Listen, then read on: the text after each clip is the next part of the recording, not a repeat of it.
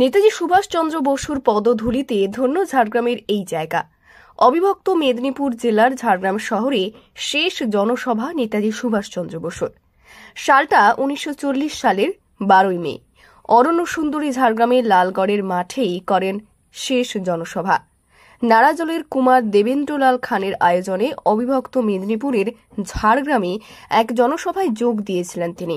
ওই সভা থেকেই সুভাষচন্দ্র বসু ঘোষণা করেছিলেন, আপোষ নয়, সংগ্রাম ও ত্যাগের পথেই স্বরাজ আসবে। এখন যেটা অরণ্য শহরের দুর্গা ময়দান, ৭৮ বছর আগে সেটার নাম ছিল লালগড় মাঠ।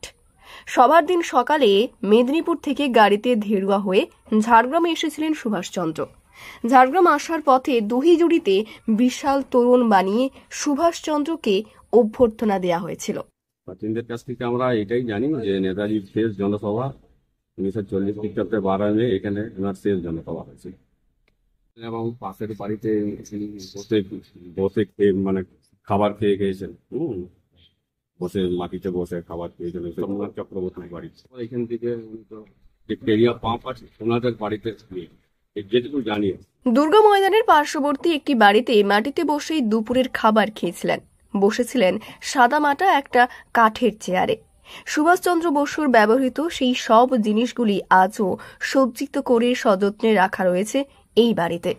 ঝাড়গ্রামে এসে ব্যবসায়ী নলিন বিহারী মল্লিকের আতিথ্য গ্রহণ করে একটি টালির বাড়িতে। এটি এখন উড়াল পুলের কাছে বাছুরডোবা পেট্রোল পাম্পের অফিস ঘর। কিছুক্ষণ বিশ্রাম নিয়েছিলেন।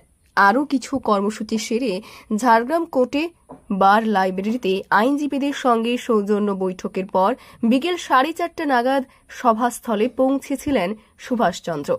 তার আগে ঝাড়গ্রামের শান্তিনিকেতন হোটেলে মধ্যাহ্ন ভোজ সেরেছিলেন।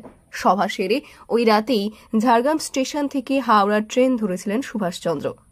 ঝাড়গ্রাম স্টেশনে যাত্রী প্রতীক্ষালয়ে খানিকক্ষণ বসেছিলেন। ওই ময়দানটা, ওইখানে পুরো যে মাঠটা সুপার মার্কেট, ওইখানে বিশাল বড় ময়দান ছিলেন এবং লালগড় রাজার মাঠ, সেইখানে উনি জনসভা করেছিলেন এবং এখানে বিশিষ্ট আইনজীবী শম্ভুনাথ চক্রবর্তী তার সভায় অংশগ্রহণ করেছিলেন। স্মৃতিগুলো এখনকার জনমানুষের নতুন জনমানুষ ভুলে গেছে, কিন্তু নেতাজির ত্যাগ সংগ্রাম আপামর যতদিন ভারতবর্ষ থাকবে ততদিন তার জনমানুষে তার স্মৃতি বিলাপ হবে না। শহরের ঐতিহ্যবাহী সেই দুর্গা ময়দানে স্থায়ী দুর্গা মন্দির তৈরি হয়েছে। 1997 সালে সুভাষচন্দ্রের জন্ম শতবর্ষ উপলক্ষে বেসরকারিভাবে দুর্গা ময়দান রক্ষা কমিটির উদ্যোগে মাঠের একপাশে একটি স্মারক স্তম্ভ তৈরি করা হয়। স্মৃতিস্তম্ভের ফলকটিতে অবশ্য ভুল তথ্য লেখা রয়েছে। ফলকে লেখা আছে, পরাধীন ভারতবর্ষ সুভাষচন্দ্রের শেষ জনসভাটি দুর্গা ময়দানে হয়েছিল। এটি ঠিক নয়। অবিভক্ত মেদিনীপুর জেলায় সেটি ছিল সুভাষচন্দ্রের শেষ ঐতিহ্যবাহী মাঠে এখন লরি থেকে পণ্য সামগ্রী খালাসের কাজ হয়।